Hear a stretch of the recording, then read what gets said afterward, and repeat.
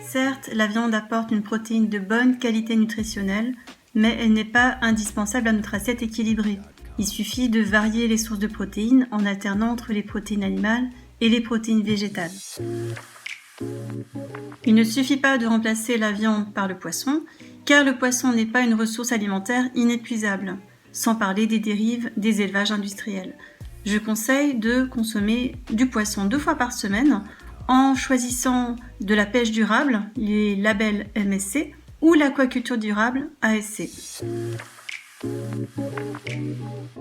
Au niveau santé, un excès de viande contient beaucoup de cholestérol et des graisses saturées qui peuvent être néfastes pour le système cardiovasculaire.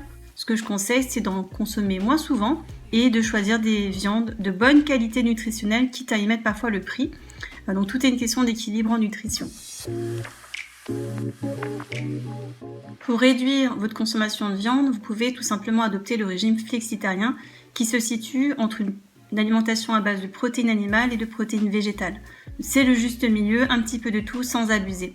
Par exemple, vous pouvez intégrer 2 fois par semaine des repas avec des légumes secs, comme des lentilles, des pois chiches, ou 1 fois par semaine du soja, tout en associant dans votre assiette une crudité, des légumes cuits, avec du pain ou des céréales.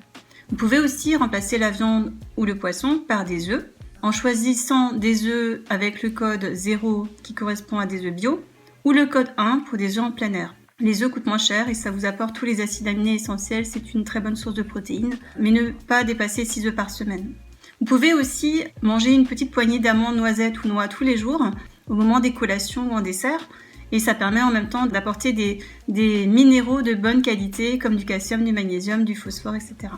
Alors tout changement ne se fait pas en un jour, mais c'est en changeant progressivement vos habitudes alimentaires que vous allez intégrer une alimentation pauvre en viande pour rester acteur de votre santé et de votre avenir.